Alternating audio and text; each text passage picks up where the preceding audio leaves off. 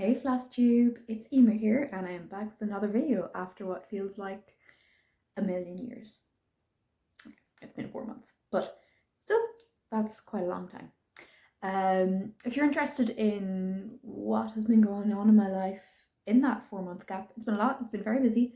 I'll discuss that after I talk about my stitching stuff. So if you're only here for the stitching, I guess just watch the first part of the video. I haven't gotten a whole lot of stitching done, which is unfortunate. I think I went through a lull where I just, not that I didn't want to stitch, I just didn't get much stitching done. I'd kind of put everything else aside. I was working a little bit on Baba Yaga.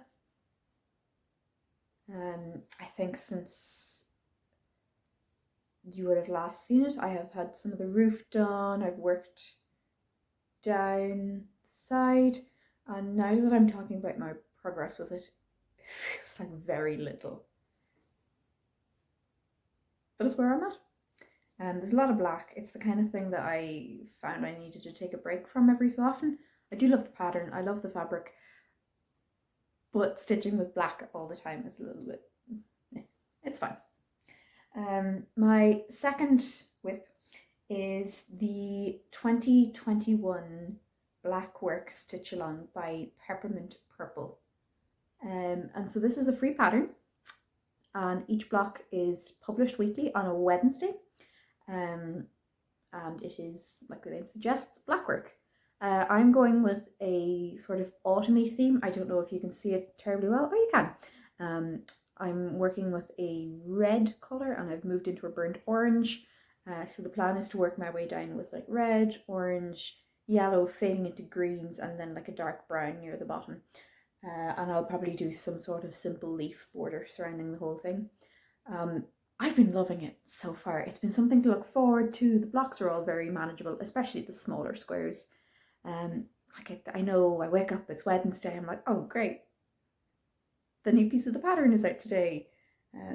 You can see I've been working away, filling in some of the boxes. My goal is to try finish all of the boxes and get working on the border so that eventually I'll have gotten ahead of myself enough that each week all I'll have to do is stitch the filling for the box, and then when that's done on the Thursday, Friday, they don't take very long to do, I can put it away, and then for the other kind of half of the week I can be working on something else. But for the moment I'm really just stitching the outlines of the boxes. It's something very simple to do.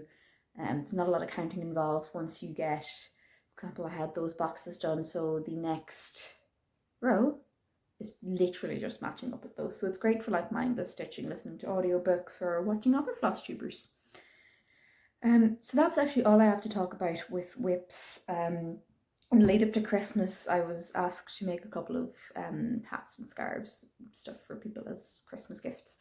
And they've all been gifted, so I can't show them to you now. But as far as haul goes, I have a little bit from the past 4 months.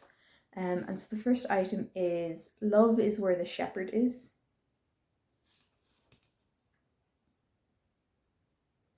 And the idea I have with this, so on a Facebook stitching group, I saw that someone had stitched some sort of wedding themed piece, and when they were framing it, they had left a lot of room for the mat around the piece between that and the frame. And the intent was that it would be a wedding gift, and the guests at the wedding reception could sign their name on the mat that would go around the piece, and then they could finish framing it and it would be a gift for the couple.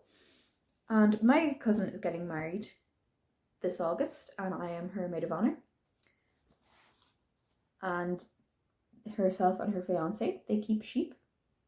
Valet Blacknose, I think is the type of sheep they keep. They've got very curly wool and nice spirally horns. They're very cute.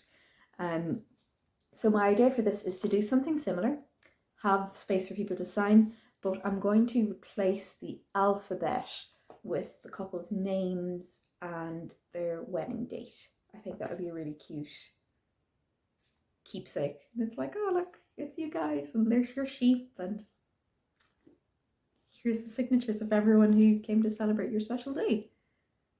I think it'd be very very cute. I'm a bit of a sap though. So, next up, I've got 2 small pieces from Owl Forest Embroidery. The first is Hedgehog Meadow. I got this because I wanted the other item I ordered. I've been keeping an eye on it for ages and it came back in stock. I think it might have also been on sale. So I snapped that up and I love hedgehogs. So I was like, well, if I'm making an order, I may as well get a cute hedgehog pattern. I actually haven't even opened the envelope yet. I just knew I didn't have time to start it, so I said there's no point opening it to look at a pattern that I have no intention to stitch for at least another few months. I probably will stick with the suggested colours and suggested background. I like the greeny, gives that woodland style vibe that you want with hedgehogs. And so what I really wanted from Owl Forest Embroidery was Bayoon Cat. I've seen a lot of people stitch the whale and it's a very cool whale, but I'm a cat person. And I saw this big old sleepy looking cat. It's got mischief in its eyes. I fell in love with it.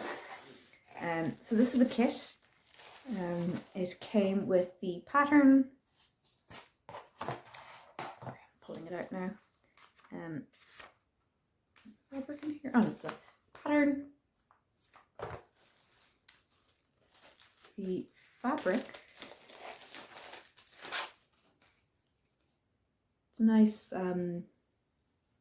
beigey colour of fabric. What count is it? It is Zweigart Belfast 32 count linen.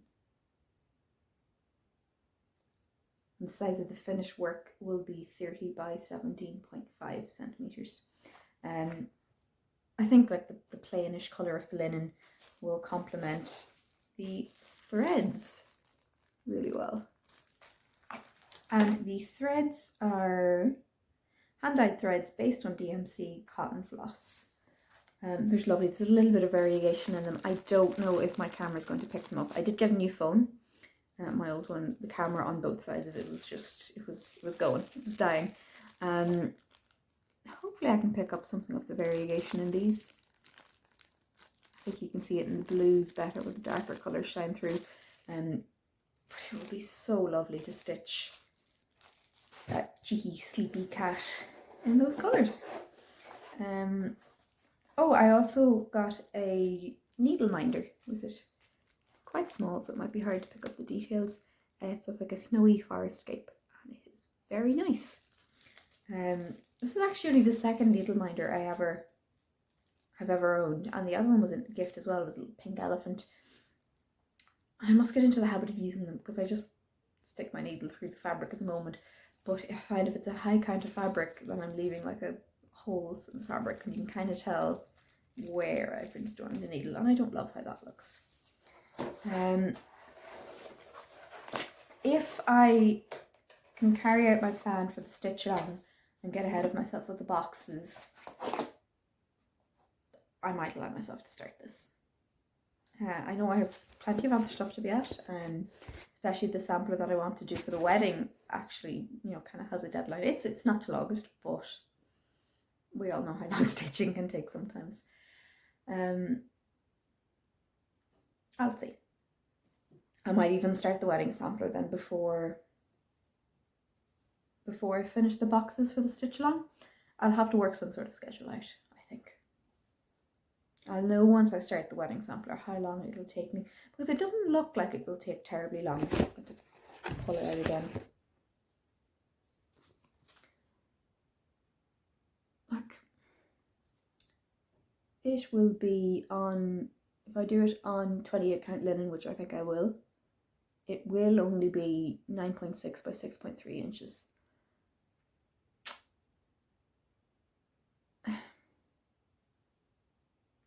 I wanted to go for the largest size possible for this pattern, just to give enough room for people to sign. But even then, it's not giant. I don't know. Tell me in the comments how long you think it will take me to stitch this. How long would it take you to stitch that? I'm so bad at estimating how long it'll take me to stitch anything. Okay, so that is actually all I have to talk about with regards to stitching, if that's all you came here for. Thanks for watching. Drop a like and a comment and let me know what you're working on. Oh right, sorry about that cut. Something fell upstairs and that startled me a little. So I had just finished talking about my stitching, and now for anyone who's stuck around, life update. So last I filmed, I think I was either finishing my thesis or I had just finished my thesis. Since then, I haven't had a graduation. We were due to have one in December and that was unfortunately cancelled due to COVID. We thought we might get an online ceremony, but nothing at all. So that was a bit sad, but what can we do? So I have a master's degree. Since then, I spent some time working in contact tracing to assist with the pandemic. It was very strange. We'd learned about contact tracing in my master's, public health master's, and it was something we were taught about, but it was also something that we never expected to actually do, unless you were going into like looking at outbreaks of food poisoning or something like that. And then all of a sudden, contact tracing was the term of the year. Everybody knew what it was, everybody knew what we were doing, it was all people were talking about. So I spent about 3 months working as a contact tracer while I searched for full-time employment. Well, it was full-time employment while I searched for a more permanent position. And at the end of November, I found that job. Or I started my job, actually. I found it a bit before that. I am working with my country's health standards authority and loving it. It is my dream job, as dorky as that sounds to say. I'm just so happy to be working with these healthcare standards and the policies around them, and it feels like this is something that's actually going to go into practice and have an impact on people. So that's really neat. Additionally, you might have noticed the different background. That is because I have moved house, and not only have I moved house, I have moved in with my long-term boyfriend of 5 years. We have been here for 3 weeks now. Neither of us have murdered the other yet, so I think we're off to a fantastic start.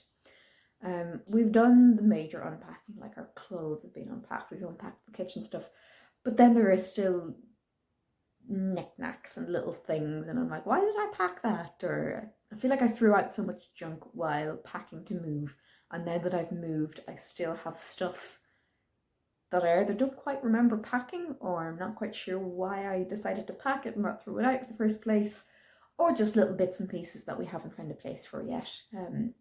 We have a shelf that's, for example, is currently just decorations, photo frames, and obviously it looks very crowded to have everything on one shelf, but that's where they're staying for now until we can find better homes for all of them. They can all just sit in one place. What else? I think that's all the major updates. Got my degree, got a job, moved in with my partner. Those are 3 pretty significant life events, I think. So yeah, that's all for today, I think. Hopefully there won't be a 4-month gap between this video and the next. Kind of filming this reminded me how fun it is to talk about cross stitch. And like I've been getting back into obviously the stitch along, but I've been having Flosstubers on in the background, and it's really nice. I've forgotten how nice it was. So if you've stayed this long, thanks for listening to me talk about my life. And again, drop a like, leave me a comment, let me know how you've been in the 4 months since I last posted. And might be a bit late, but Happy New Year! Bye!